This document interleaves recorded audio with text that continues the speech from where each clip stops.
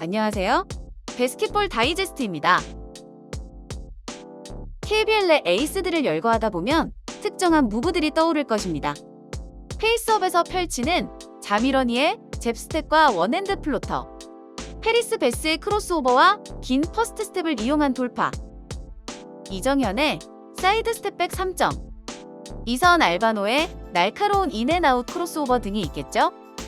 그런데 이들보다 분당 득점력과 효율이 더 뛰어난 앤드류 니콜슨의 이름을 떠올리면 한 가지 무브가 잘 생각나지 않습니다. 모든 영역에 걸쳐 자연스러운 무브를 보여주기 때문이죠. 오늘은 4라운드 MVP 앤드류 니콜슨의 공격을 자세히 살펴보도록 하겠습니다.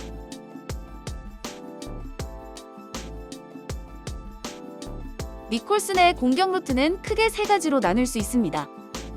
왼쪽 사이드에서의 포스트업, 탑에서의 픽앤팝, 오른쪽 사이드에서의 3점이죠. 세 가지 중 무엇이 더 좋다고 말하기 힘들 정도로 모든 분야에서 탁월한데 빅맨으로서 가장 유니크한 능력은 여러 리듬에서 보여주는 훌륭한 슈팅력입니다. 니콜슨은 오른쪽 윙에서 거의 50%에 육박하는 3점 성공률을 보여주고 있는데요.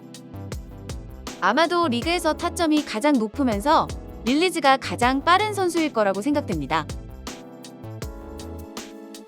대놓고 쏴도 컨테스트가 어려운 타점으로 짧게 무빙하면서 캐치앤샷을 던질 수 있고 사이드 스텝을 이용한 원드리블 풀업 3점을 자유자재로 던질 수 있기 때문에 최소한 빅맨 수비수를 상대로는 언제나 슛을 쉽게 만들어낼 수 있습니다.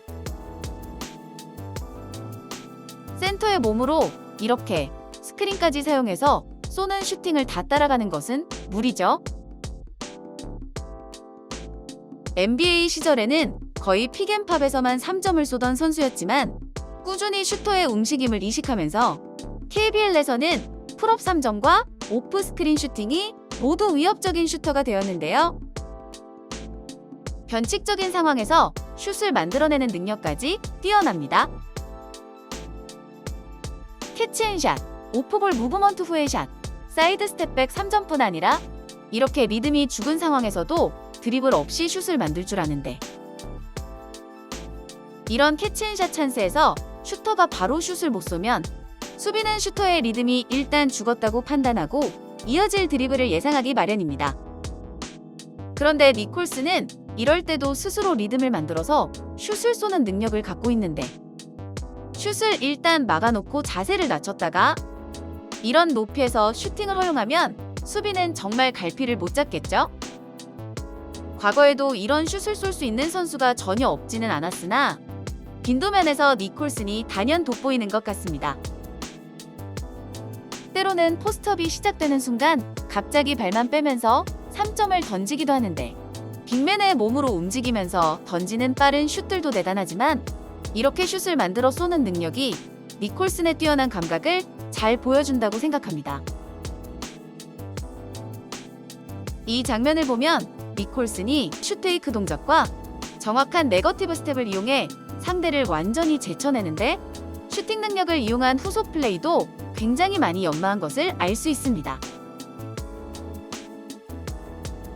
샷 크리에이팅이라는 표현을 설명할 때 가장 잘 어울리는 선수가 아닐까 싶네요.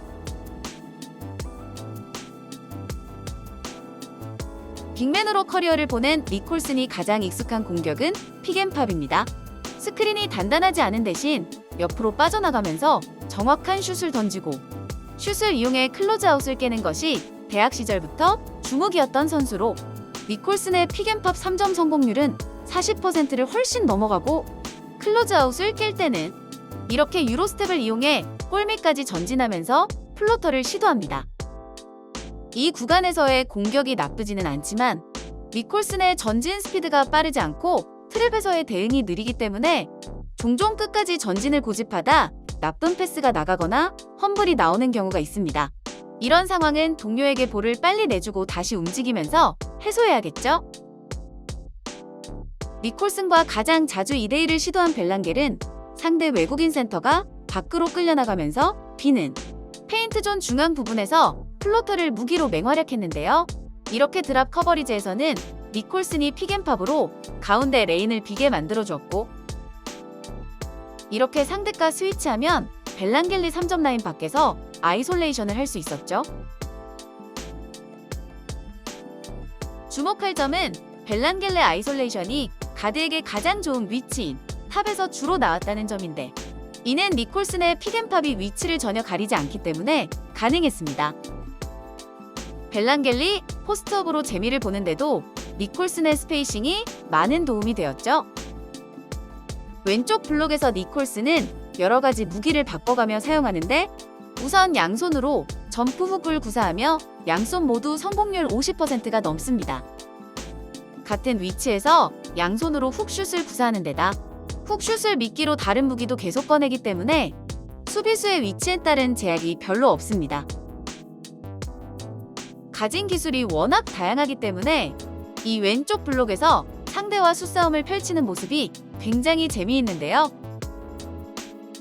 이렇게 오른쪽 훅슛을 한번 보여주고 상대가 더블로 붙으면 베이스라인을 파고 들어가는데, 좁은 공간에서 발을 정말 잘 빼고 마무리가 침착합니다.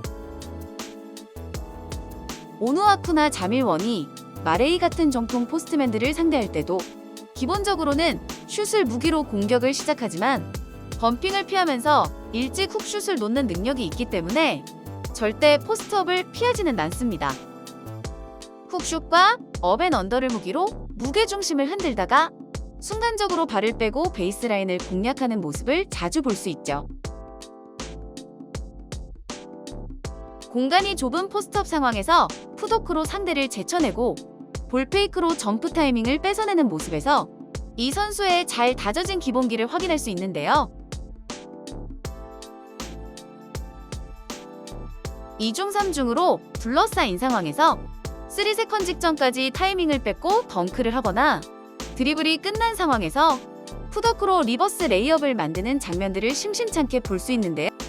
출중한 기본기와 기본기에서 나오는 침착성을 함께 확인할 수 있습니다.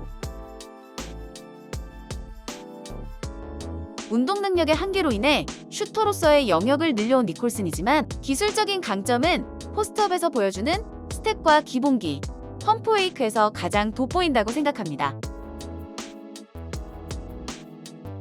끔찍한 수비력과 팀원과의 불화, 부상 등으로 힘든 첫 시즌을 보내고 돌아갔던 니콜슨은 이번 시즌 자신이 가진 모든 재능을 유감없이 보여주고 있습니다. 센터라기엔 너무나 가벼운 슛터치와 긴 슛거리, 스트레치 빅맨이라기엔 너무나 출중한 골 밑에서의 무브로 경이적인 공격력을 보여주고 있는데요. 가스공사의 프로업 도전은 니콜슨의 부상과 함께 거의 끝이 났지만, 니콜슨은 본인이 원한 대로 명예회복에 성공했습니다. 시청해주셔서 감사합니다.